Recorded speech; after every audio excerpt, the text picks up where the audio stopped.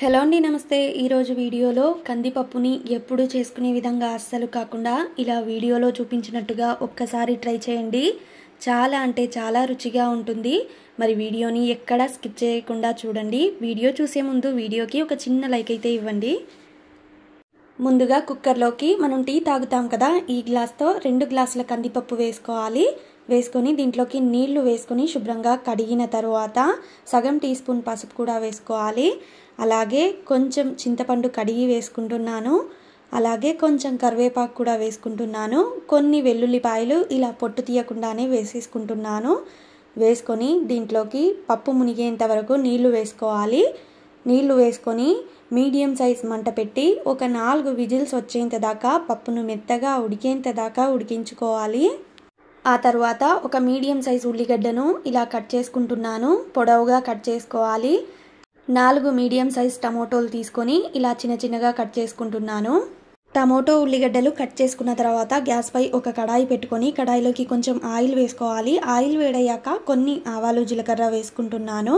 ఆవాలు జీలకర్ర చిట్పట్మన్న వెంటనే కొన్ని వెల్లుల్లిపాయలు ఇలా పొట్టు తీయకుండా కచ్చా పచ్చా దంచుకొని వేసుకోవాలి.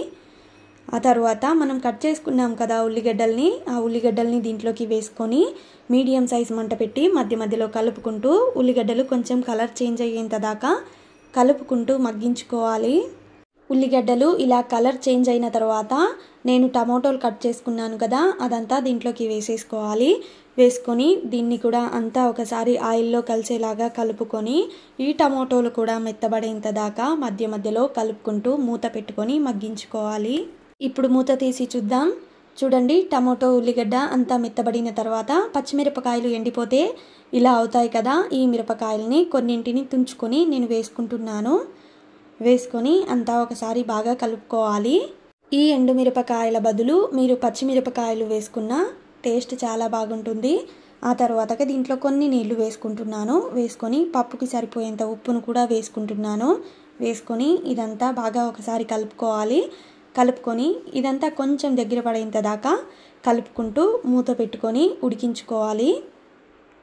పప్పును ఉడికించుకొని ఇలా మెత్తగా రాముకున్నాను నేను. ఆ తర్వాతకి ఉల్లిగడ్డ టమాటో వేయించి పెట్టుకున్నాం కదా, ఇదంతా దీంట్లోకి వేసేసుకోవాలి. వేసుకొని అంతా ఒకసారి పప్పులోకి బాగా కలిసేలాగా కలుపుకోవాలి. ఇంకా నేను దీంట్లోకి నీళ్ళేమీ వేయడం లేదు. ఈ పప్పుని ఇలాగే చిక్కగా తింటేనే చాలా రుచిగా ఉంటుంది. అంతే, అద్భుతంగా ఉండే పప్పు అయితే రెడీ అయిపోయింది. చూస్తున్నారుగా, చూస్తుంటేనే నోరూరుతుంది. అంత రుచిగా ఉంటుంది ఈ పప్పు. తప్పకుండా ఒకసారి ఇలాగే వీడియోలో చూపించినట్టుగానే ట్రై చేయండి. పప్పు అయితే చాలా రుచిగా ఉంది. మరి వీడియో నచ్చితే ఇలాంటి ఇంకెన్నో మంచి వీడియోల కోసం ఇప్పుడే మన ఛానల్ని సబ్స్క్రైబ్ కూడా చేసేయండి.